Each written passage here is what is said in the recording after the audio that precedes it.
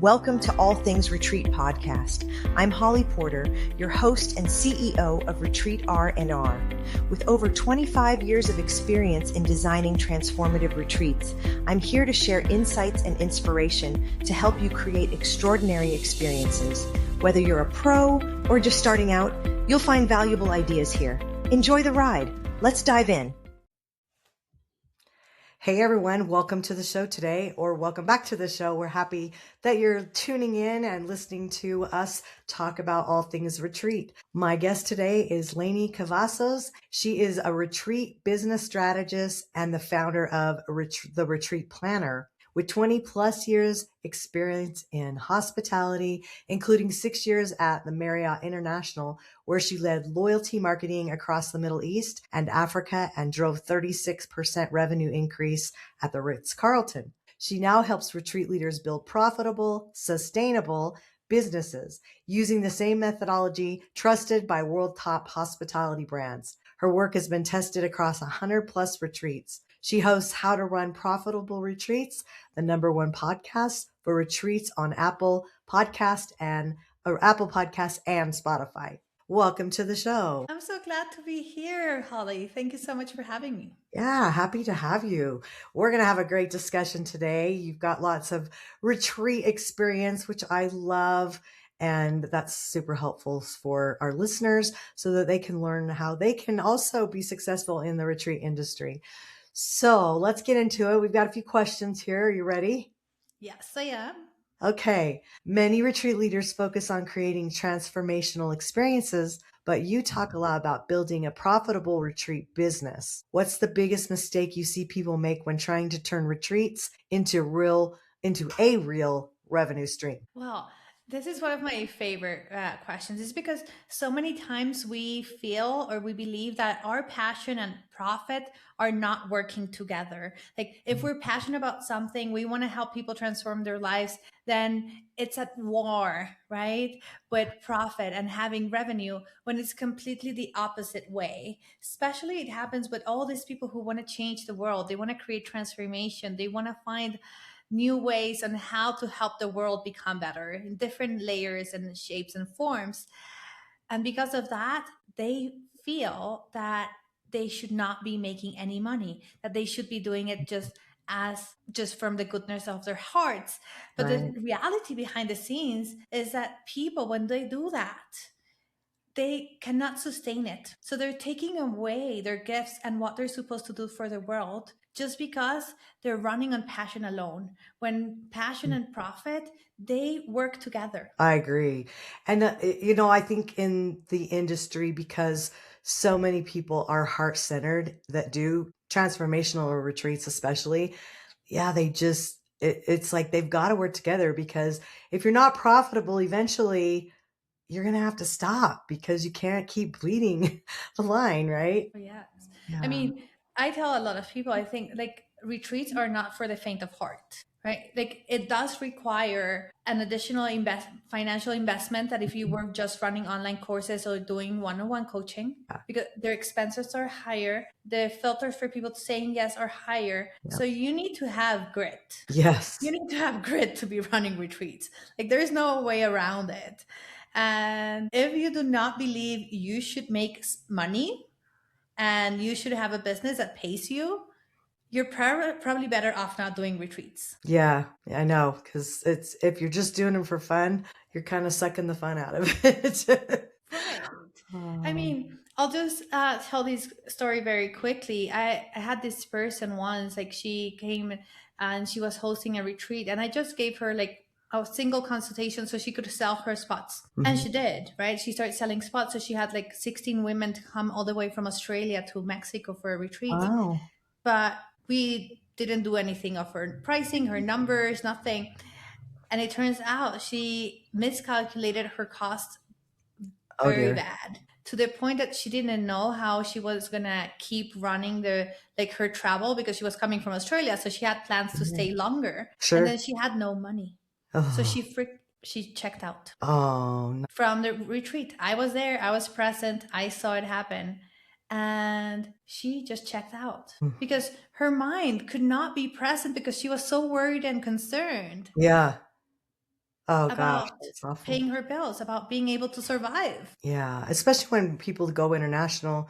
I always suggest when you're just starting out, don't be doing things international because it is a whole new game and a strategy behind it and preparation is different. So you need to have a few retreats under your belt. I feel before you just like say, oh, we're going to go to Bali now.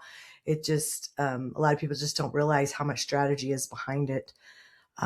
So listening to the podcast, yours and mine, they can come and get a lot more educated by that because I feel like we have great guests that give us these tips like you are. So thanks for that.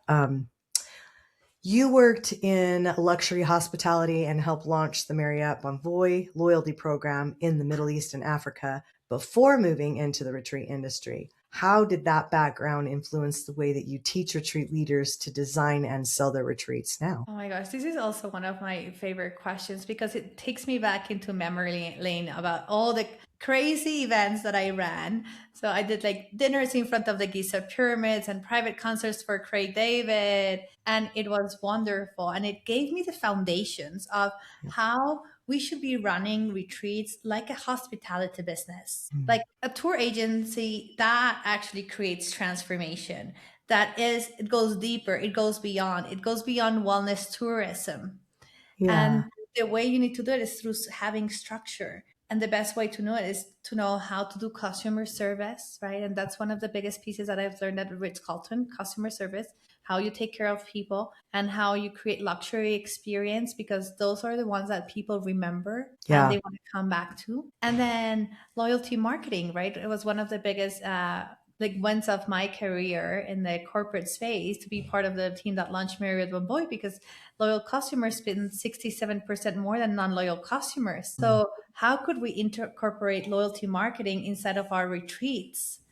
So then more people come back and then they spend more. So then we're working less and getting higher results. Absolutely. Well, I want to call you a retreat junkie, so to speak, because you have attended so many retreats yourself, which I think is a great way to see what you like, what you don't like, what you want to do in yours, and what you don't want to do in yours. What do you feel like? How many, first of all, have you attended approximately?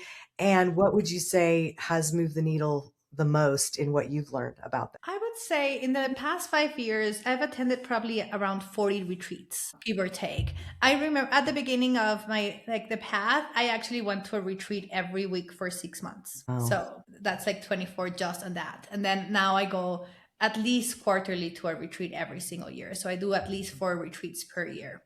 okay. And the reason I do it, first of all, it's for me, right? Because I truly Mhm. believe that we need to keep our transformational journey. We need to become better as humans. And I go to all different types of retreats. I don't just go, oh, I go to this one because it's a yoga retreat, or to this one because it's a business retreat. I find different retreats that fulfill and give additional like support Mhm. to who I am and my business and and my person, right? Like I Right. just told you, I just came back from a retreat and there's no Wi-Fi, and I go there like this is now, right now, my favorite retreat. I go there because I love the people that attend, and there's no Wi-Fi, so I get to really unplug, and that's something that is very detrimental for my mental health when I'm running my business. So I would say that it's first is from this personal place of like what I need, and like how can I can become better, because if I can become better, I can serve my clients better. And the second one is of course always market research. What are people doing? What is working? What is not? How do I want to experience a retreat? And how other people sometimes tend to go and just be like, oh, this is the way it should supposed to be, because I am feeling this is the way that I would like it to be. And they don't take the time to really see the other side of the scope, Mhm. to see what the person sitting in front of you really needs, how it is required.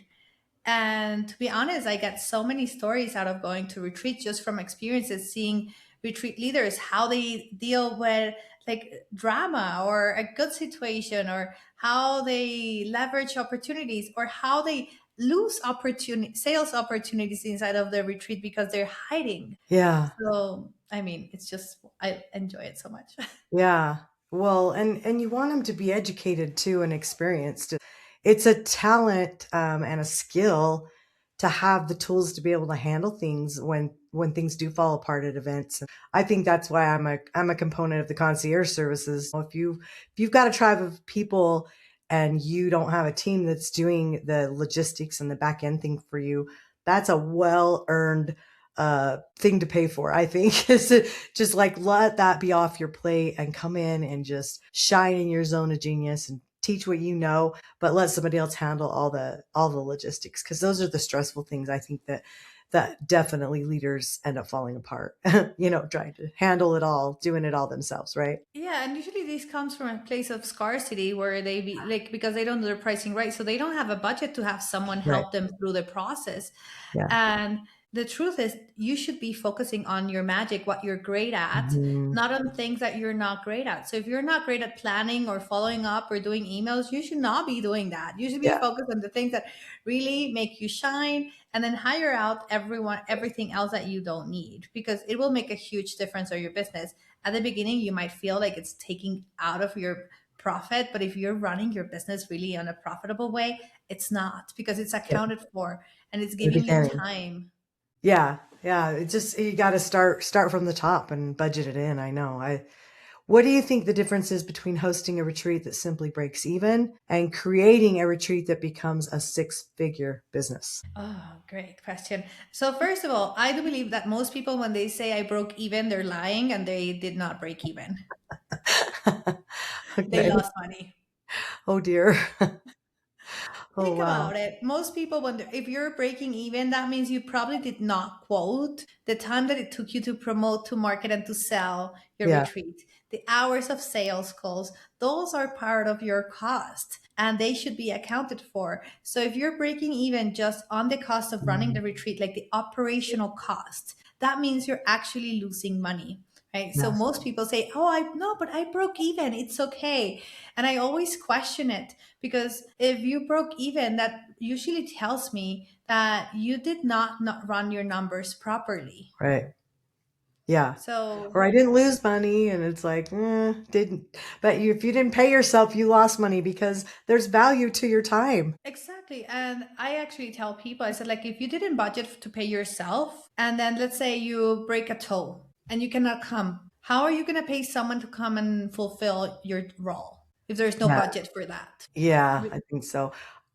What do you think has surprised you the most working with retreat leaders? Oh, well, I have to say is like what has surprised me the most is when I work with my clients and when they go usually they go to this breaking point where they have to consider if they're really doing this or not, right? Like it's there's like yes or no.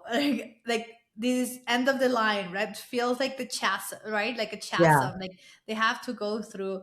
And the people who go through it, oh my gosh, the things that happen afterwards for them are just wonderful. Like their business start growing so much faster than that they ever thought, and they start fulfilling those dreams that they've always looked for, out for by hosting retreats, by adding other programs into their business, by feeling very excited. But then suddenly, right, is this compounding effect by Mhm. suddenly seeing now people being like, oh, yes, I wanted to come to your last retreat, but I couldn't. But I saw you have a new date. Can I sign up? That is my favorite part because I know as a business owner, right, as an entrepreneur, it's one of the biggest like self-healing pro- processes that you can ever go through, right? I read a Yeah. post the other day saying someone said, do you think ayahuasca is the thing that really puts you to test? No, it's being an entrepreneur. So many things will come out. Yeah. And it is my honor to witness people go through that process and have that grit, have that commitment because they know what they're doing. It goes beyond them. Yeah. Yeah, so true. If you could give one piece of advice to a retreat leader listening right now that might help them become more profitable, what would it be? Well, the first one I would say is come take my free masterclass that I run once a month because it will give you the structure for you to have a business that works for you. Now, that's the first thing that I would suggest. And it's because really I have this method that helps people get and achieve great results, regardless of if they choose to continue working with me or not. Right. And Okay. the last thing that, it is, and we do learn that inside of the masterclass, is how you get to have your own business model. So don't try to copy anyone else out there when they're Yeah. doing retreats. I see it so often, and guess what? Usually they fail Yeah. because they're like, "Oh, that person is doing that. They're selling on Facebook. They're selling here. They're doing live in person events. They're doing this." And for that person, that might be the perfect way for them to sell their retreats. Sure. That does not mean it's for you. Yeah. It's not a one size fits all. No, no cookie Yeah. cutter. No cookie cutter in my world, at least, right? I believe that everyone deserves to have a business model that works for them Mhm. based on their lifestyle and what they want to achieve. I have people who sell all their retreats through ads. I have people who sell it through master classes. I have people who sell it through in-person events. There's so many different ways and Right. opportunities on how that can happen. And so many times we just do not pay attention to it because we see someone and we're like, oh, if it's working for that, it must work for me. And that's not true. Right.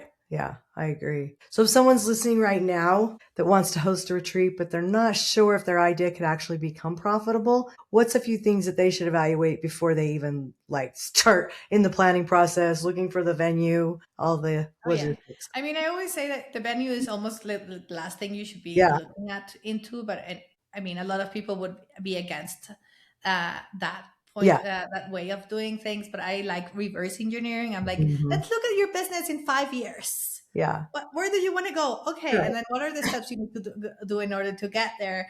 So the first thing I would say is I would go out there and do actual market research. Mhm. I would find out if there is people who are willing to pay the price that I want to charge for Yeah. the retreat that I'm offering. Yes. I mean, there's 8 billion people or 9 billion people in the world. We probably will reach like so many more soon. Yeah. And so there's clients for everything. Yep. But the Yeah. way we phrase it, the way we put our messaging together Yeah. makes a huge difference in that I agree. space. Yeah, I agree. It makes a And huge just difference. So asking you the need, right questions is everything in life, right? yeah. Yeah. So go find out if there's actually a client that would buy it. And please don't talk to your friends and family. Yeah. You'll either get the right answer, or definitely the wrong answer. Yeah. I mean, they tend to go towards two directions, right? Like either they tell you, oh my gosh, no one will ever buy. That's why people told me, my family told me when I told them I was going to do consulting for retreat leaders. I Yeah. mean, they have a retreat center, okay? And they told me, who's going to pay for that? Right. Right? If you can Yeah. just do it on your own. And I was like, no, I'm doing it. And look at me, here I am, like 5.5 years later. Yeah. Yeah. Here. And I'm But successful, either right? they tell you that, right? Oh, there's no way it will work, or they tell you, oh my God, it's beautiful. And they just agree with you, even Yeah. though there's actually no one who will buy your retreat. This is true. Well, there's always somebody. You just got to find that somebody. That's the challenge. So, somebody that's dreams of hosting retreats, but they don't know where to start, what would you say is the first strategic step that they should take before they set the dates and, plan on doing it? What would you say? Who's on first? Oh my gosh, this is such a loaded question. Holy. It is such a loaded question. Well, first, I would say come to my class because it's going to give you a lot of, it's going to give you a structure, right? It's going to Yeah. tell you this or that. Like, we cover like 3 pillars: design for profit, price for profit, and sell for profit. So I would say, first and foremost, come to the masterclass because that's going to give you the whole structure of what you need to happen in order for you to have that. But if Okay. you were not to come to the masterclass, the first thing I would say is after I'd done my market research and I found that there is an actual market that will buy it, that are people that are interested, the next thing I would do is I would start thinking about what type of retreat do I want to do. Do I want to do a retreat that is like a low ticket in the front end and then an upsell in the back end? Yeah. Or do I want to have a high ticket retreat at the beginning? Am I going towards luxury, mid range, right, or Right. low tier? And what is like the end goal, and how does that fit in my overall business? Because so many times people tend to do like build a retreat and they do it so separately to their business. Yeah. Right. And then And at the end of the day, what happens is they end up having like something completely separate to what they offer, and then it Yeah. doesn't match, and they cannot upsell into anything else, and it's just like it's Right. like a little sphere outside of the of Mhm. your business cosmos. Yeah. I always encourage people to, if you like your business or you love your business, hopefully that you don't go create another business by doing retreats. You add retreats to your existing business and just Yes. enhance it. And yeah, it's a great place to upsell, especially if, you're in the coaching industry, especially you can sell your big packages. Those are hard to sell from stage. And a lot of times you have to drip campaigns for a long time on people before they buy into that stuff. But you bring them into a retreat setting and they spend a few days with you and everybody knows, likes, and trusts each other, or you don't, and you know it by then. So it is such a great way to do that. I love it. Exactly. Okay, I have some rapid fire. I always like to kind of wrap these up at the end. There's no right or wrong answer, just the quickest answer that comes to mind. You ready? Yes. Okay. Beach or mountains, Oh, mountains. luxury resort or off the grid retreat, Oh, luxury resort. early bird or night owl, I'm a night owl for sure. favorite destination you've ever hosted or visited. That's a hard one. I would say I think Italy is one of my favorite places. I've been there yet. I'm going though. One thing that you've always packed for a retreat. Oh, I always pack my laptop. Oh, I know okay. it's just I am even if I don't use it, I'm just happy Yeah. that I have it there, and it gives me peace of mind that if anything is happening with the business, I Yeah. can still do it. So it's for peace of mind. I agree. Yeah, I agree. Well, okay. So if they want to get a hold of you, we're going to have your info in the show notes. But to do the masterclass, is your website the best place to go for them to go and sign up for that? Yeah, so it's the retreatplanner.com/challenge. And you can also find it on my website. So either Which we'll like put. on the Okay. website, it's the retreatplanner.com. Great. I love it. Well, I'm sure our retreat leaders listening got some good nuggets. I hope they did. And I always learn, and that matters. That matters. We always need to be learning. So, okay, everyone, until next time, thanks, Lainey, for coming and sharing your words of wisdom, and go sign up for her next class. It sounds amazing. I think I should do it too. I think you should. Thank you for having me, Holly. Until next time, everyone. Bye for now. Thank for joining us on this episode of All Things Retreat.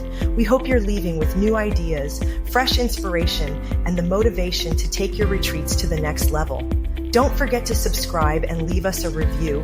It helps us grow and reach more retreat leaders like you. And if you have any questions, topics you'd like us to cover, or just want to say hello, send us an email at info@weretreatrnr.com. Follow us on social media to stay connected and catch all the latest updates. Until next time, remember, great retreats start with great intentions. Let's make them extraordinary, one step at a time. Thinking about hosting a retreat? Before you dive in, let's make sure you're really ready.